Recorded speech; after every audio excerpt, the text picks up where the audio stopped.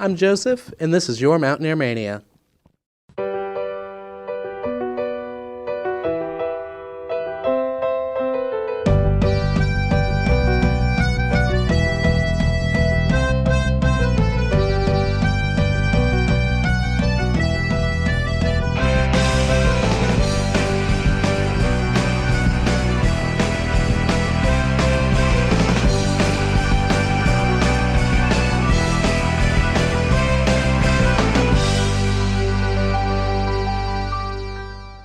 Have you ever struggled to draw a hand?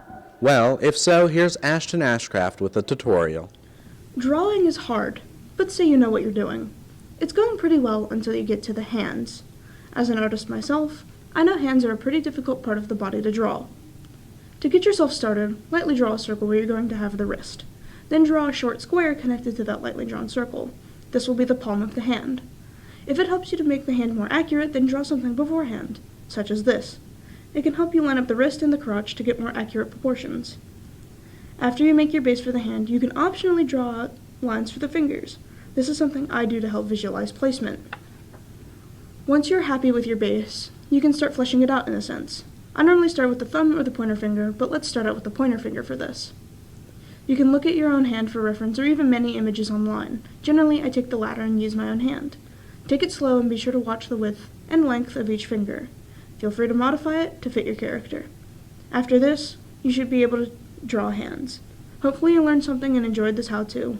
For Mountaineer Mania, this is Ashton Ashcraft reporting. So that's how you draw this old dang thing.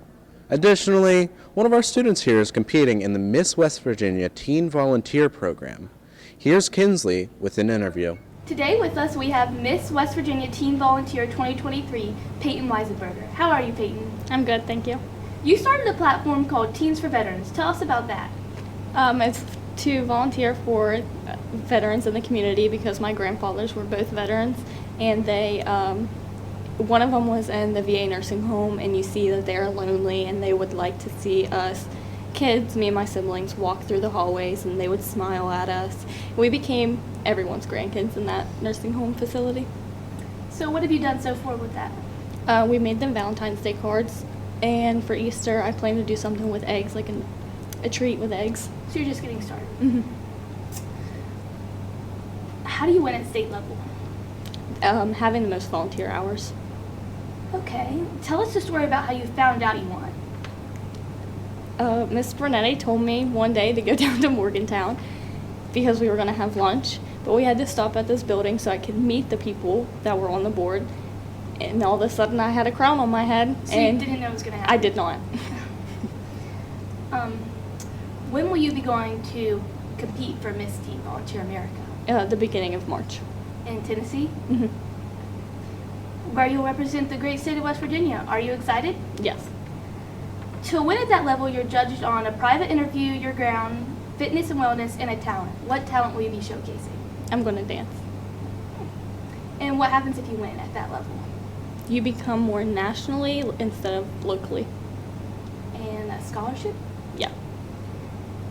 And finally, how heavy is the tiara? It's not that heavy, but my head was made for a crown. Well, thank you. That's all, Peyton. This is Kinsley Randolph reporting for Mountaineer Mania. Have a great day. Good luck at the event, Peyton. Now, FFA is having their Spirit Week this week, so here's Aaliyah Todd with how their FFA week has been going.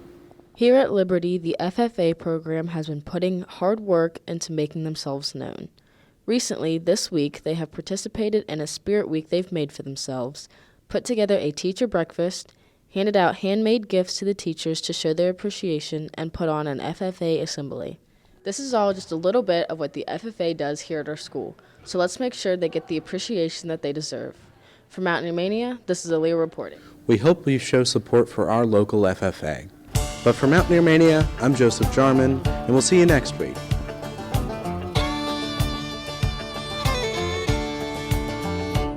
I'm the son of a third-generation farmer. I've been married 10 years to the farmer's daughter.